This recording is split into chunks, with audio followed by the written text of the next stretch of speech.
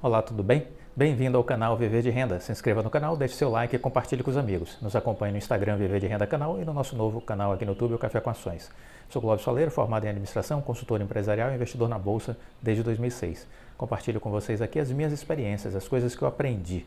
Acredito que isso pode ser útil para você, a mudar o seu jeito de pensar e de agir, seja profissionalmente, seja no mundo dos investimentos.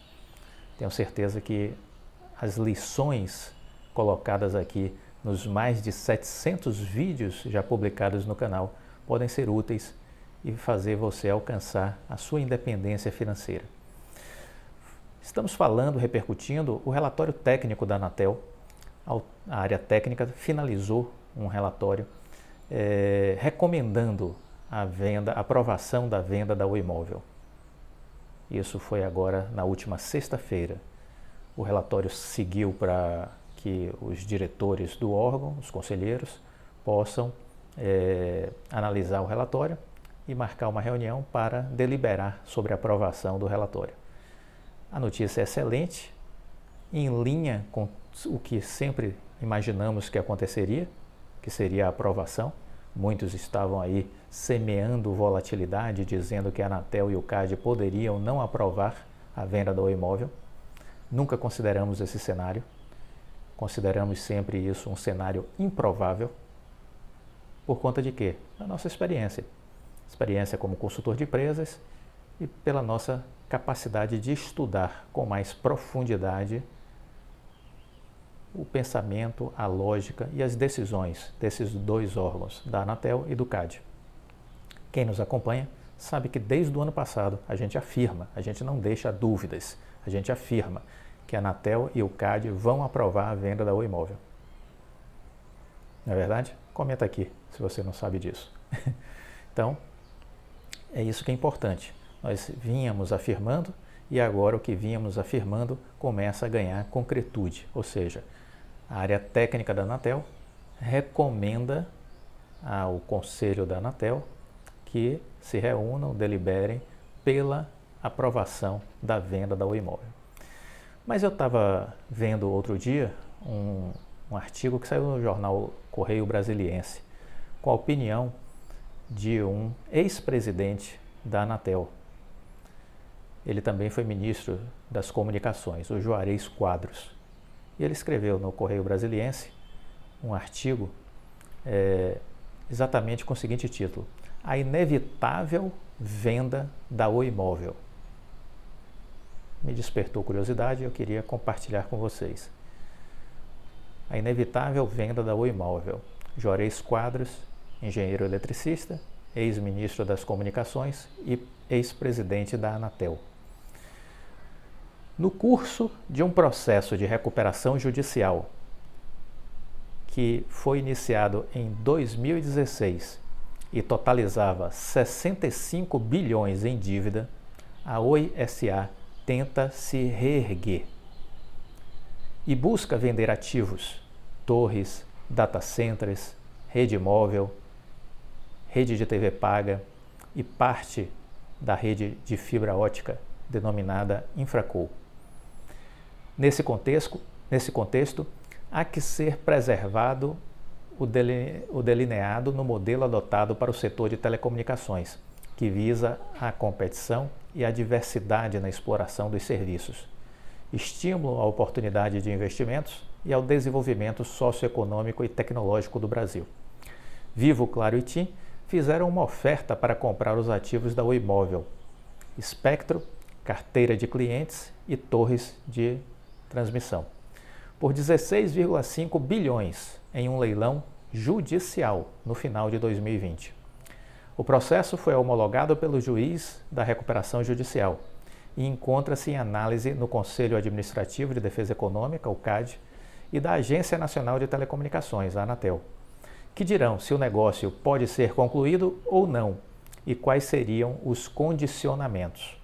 Em julho, o CAD apontou que a aquisição da Oi Imóvel pelas três empresas é uma operação complexa e, portanto, requeria diligências. A Anatel analisa procedimentos para a necessária anuência prévia. Desde que o processo chegou aos dois órgãos, no início de 2021, a venda é questionada por associações setoriais, outras operadoras e entidades de defesa do consumidor. Todavia, algumas questões merecem nossa atenção. O que acontecerá no setor de telecomunicações se Vivo, Claro e TIM não comprarem a Oi Móvel? Ou, ainda, se a Oi S.A. não conseguir vender seus ativos móveis? E mais, a empresa que não entrou no leilão de 4G em 2014 entrará no leilão de 5G? Perspectivas precisam ser levantadas, tais como o cenário atual no competitivo mercado móvel e também o futuro da Oi S.A. Essas questões exigem compreensão, estruturação, conhecimento, investimentos e iniciativas estratégicas.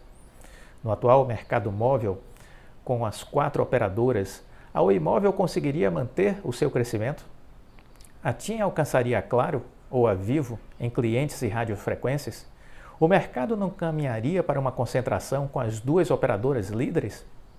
Do total de 242,5 milhões de celulares no país, a Vivo já detém 33%, a Claro 28%, a TIM 21% e a Oi 16%. A depender da Anatel e do CAD, os compradores teriam que dividir os 40 milhões de clientes e as radiofrequências da Oi Móvel com equilíbrio à concorrência. Quanto à segunda perspectiva, caso a venda seja negada pela Anatel ou pelo CAD, o que aconteceria com a Oi Móvel? Seria permitido o seu fatiamento em blocos regionais? Isso teria que passar pelo crivo do juízo da recuperação judicial, que também delibera sobre qualquer alienação de ativos da Oi S.A. E o que seria mais delicado, admitiria uma potencial concentração de apenas 2 operadoras, com inevitáveis blocos nacionais, o que precisaria ser coibido. Além do mais, a venda da Oi Móvel é considerada essencial para que a nova Oi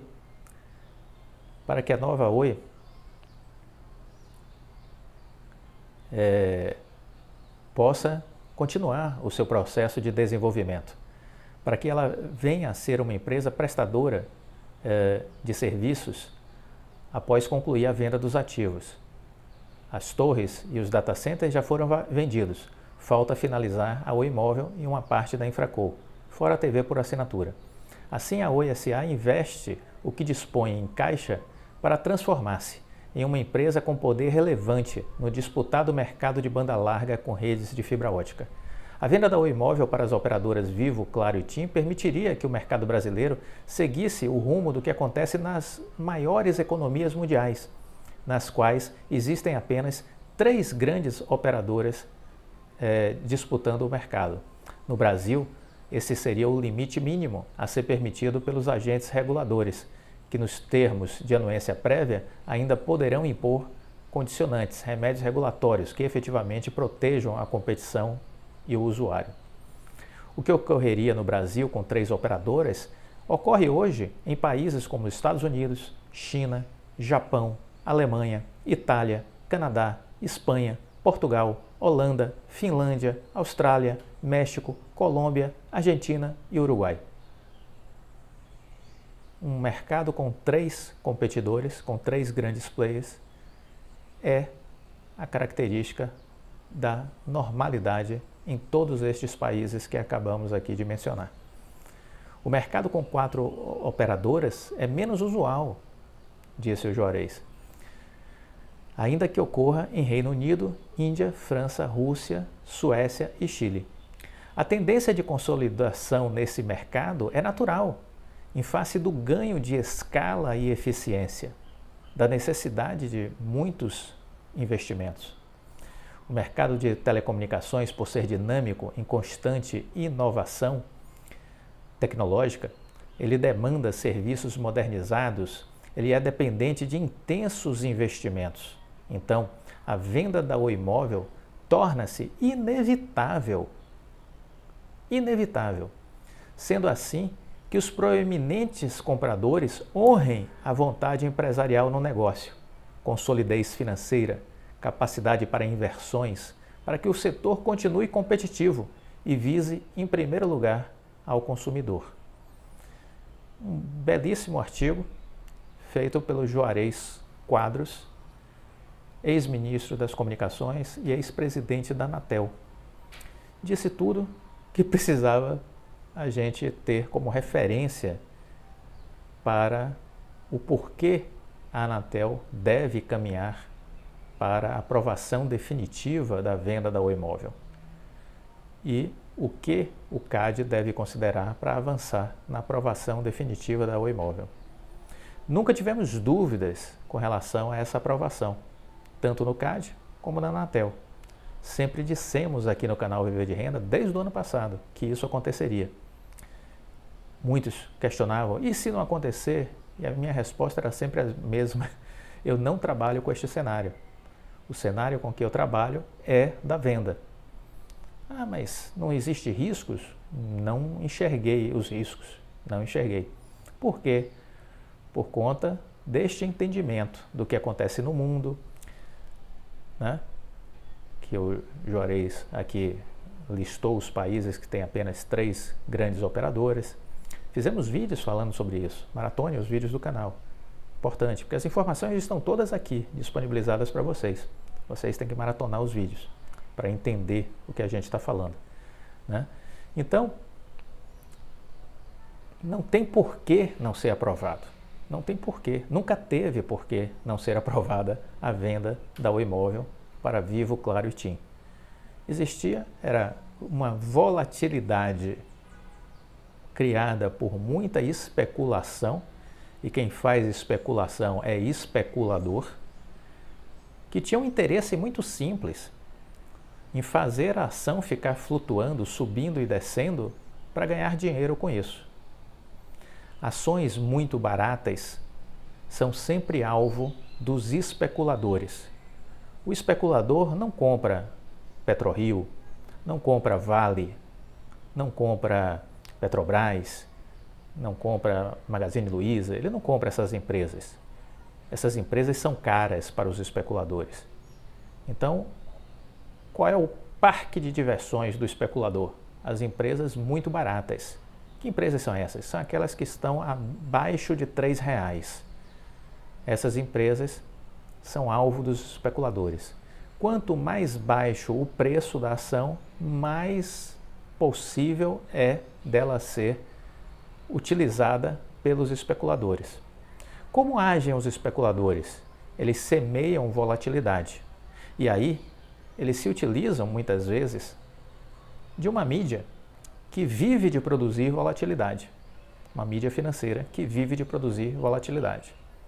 Muitas vezes, notícias são plantadas com o efeito de gerar ruído, de gerar pânico, de assustar os pequenos investidores, que são despreparados, não têm conhecimento suficiente para saber o que está acontecendo, nem para tomar uma decisão coerente com base no que ele aprendeu a respeito da empresa que ele decidiu investir. Então é esse desconhecimento, esse despreparo que torna uma boa parte das pessoas que estão na bolsa presas fáceis para os especuladores. Então, essa volatilidade que a gente vê em Oi se deve a isso, a uma quantidade muito grande de pessoas físicas. Alertamos sobre isso há um tempo atrás. Dissemos que, pesquisando na B3, percebemos que 86% à época dos investidores de Oi eram pessoas físicas. E que esse número era muito grande, que isso não era normal. E aí, de 30 dias para cá, o que vimos? Um noticiário absurdamente negativo com relação à Oi, tratando a empresa como se ela fosse um lixo, tratando o CEO da empresa como se fosse um banana. Era assim que a imprensa estava tratando a Oi e o presidente da empresa. Basta olhar, dar um Google aí e ver os últimos 30 dias o noticiário da mídia financeira sobre a Oi. Todo negativo, ácido. Muita especulação sendo produzida, muita volatilidade sendo criada. O que aconteceu? As ações desmoronaram. Nesse ano, a queda, não olhei, a última vez que eu tinha olhado já tinha passado de 48% de queda, estava entre 48% e 50% de queda este ano, né? E o que é que está por trás disso? Especulação. Quem está ganhando com isso? Os especuladores. Que preço a ação da Oi já deveria estar nesse instante? Entre 3, 3,50, R$ 4. O preço da ação da Oi deveria estar nesse instante, nessa faixa, entre 3, 3,50, 3,50, R$ 4. Essa é a faixa que naturalmente as ações da Oi já deveriam estar nesse presente momento. Não estão. Surpreendentemente não estão. E por que não estão? Por conta dos especuladores, que forçaram essa baixa. Me chamou a atenção uma entrevista recente do Rodrigo Abreu, CEO da empresa, para a XP, um canal de entrevistas, um programa de entrevistas que a XP tem. Ele disse: o número de acionistas da Oi pessoa física está na casa dos 50%. Então veja que caiu e muito dos 86% para 50%. Eu tinha cantado essa pedra porque algumas pessoas que me acompanham no Viver de Renda tinham me dito: olha, a gente faz parte de alguns grupos de Instagram, de Telegram, de WhatsApp, e o número de participantes dos grupos caiu em torno aí de 30%, ou seja, são pessoas que venderam as ações.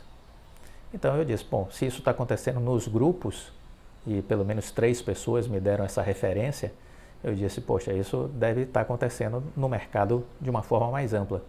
E aí cheguei a dizer: olha, eu acredito que talvez já tenha tido aí um desembarque de 30% daquele universo de 86%, 30% já foi embora, deve ter aí agora em torno de 56%. E isso fecha com o que o CEO da empresa, o Rodrigo Abreu, disse: olha, nós estamos agora em torno de 50% de pessoas físicas, que ainda é um número alto. E eu tenho dito aqui que esse número ainda vai ser reduzido mais ainda, agora na fase da saída da recuperação judicial. Porque os grandes fundos de pensão e de investimentos vão entrar comprando a Oi, fazendo compras, dando ordem a mercado, ou seja, vão comprar pelo preço que tiver no book de ofertas, né? E isso vai fazer com que haja uma limpa. A minha expectativa é que a gente entre numa fase aí de saída da RJ com apenas 12% de pessoas físicas na Oi. Então, se está na casa dos 50%, ainda vamos ver cair mais ainda, para se acomodar nessa faixa de 12%. Porque é isso que acontece na maioria das empresas. Quem mais tem ações das empresas são os fundos de investimentos, os fundos de pensão e os investidores estrangeiros. E em menor parcela, as pessoas físicas. Então é isso que eu também estou projetando com relação à Oi. Mas veja, de novo, importante entender que estamos num processo muito natural, que com estudo e com conhecimento e com a mentalidade certa, a gente consegue olhar para o futuro e fazer uma projeção do que vai acontecer. Isso não é abrir cartas de tarô, isso não é jogar búzios, isso não é adivinhação. Isso é conhecimento e estudo. Aprenda isso, porque você pode fazer isso também quando for olhar uma empresa. Traçar cenários. O que a gente está fazendo aqui, o que a gente vem fazendo aqui com o estudo de caso da Oi é traçar cenários do que é mais provável acontecer. Do que é mais provável acontecer. Então, desde o ano passado a gente diz: a Anatel vai aprovar a venda da Oi Imóvel e o CAD vai aprovar a venda da Oi Imóvel. E que ótimo que agora saiu este relatório. E este relatório está em linha também com o raciocínio de um ex-ministro das comunicações, de um ex-presidente da Anatel, que publicou agora, nesses últimos dias, um artigo no jornal Correio Brasiliense, se manifestando sobre este assunto. E óbvio que essa sua ideia, essa sua interpretação serve também para reforçar a discussão entre os conselheiros atuais da Anatel, né? Com certeza, é mais um reforço o entendimento que eles vão manifestar, que eu espero que seja breve. O relatório da área técnica já está concluído, já seguiu para a mão dos conselheiros. Eu calculo que 30 dias seja o possível ideal para que o conselho delibere sobre a aprovação da venda da Oi Imóvel. Estamos aí então falando, essa semana a gente já está vivendo, vamos dizer assim, a semana começa no 20 de setembro, né, 30 dias, a gente iria para 20 de outubro. Então eu acredito que até o final de outubro, início de novembro, a Anatel vai estar se manifestando oficialmente e essa manifestação será validando o relatório da área técnica, ou seja, autorizando a venda da Oi Imóvel. Ponto. Isso feito, acredito que mais 2 semanas seja o suficiente para que o CAD também se manifeste. Então estou trabalhando aí com segunda semana de novembro, terceira semana de novembro, entre 15 e 22 de novembro, a gente ter também uma manifestação do CAD. E aí conclui essa fase, conclui essa etapa da recuperação judicial da Oi.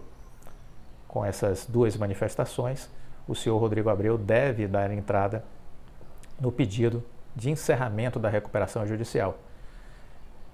Se estivermos pensando nisso para novembro, ele vai precisar ainda de 3 meses para dar baixa nos ativos.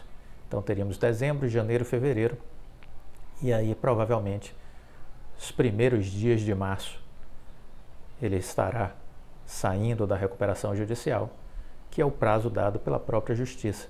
Fiz um vídeo essa semana perguntando, será que o juiz está sabendo de alguma coisa? Lembram disso? Comente aqui. Eu fiz um vídeo e fiz essa pergunta, será que o juiz está sabendo de alguma coisa? Porque ele passou a data para março, era outubro, para encerrar a recuperação judicial, ele passou para março. Por que março? Será que ele está sabendo de alguma coisa que a gente ainda não sabe? Estava. Já tinha tido provavelmente uma manifestação da Anatel para ele. Claro, faz todo sentido. Faz todo sentido.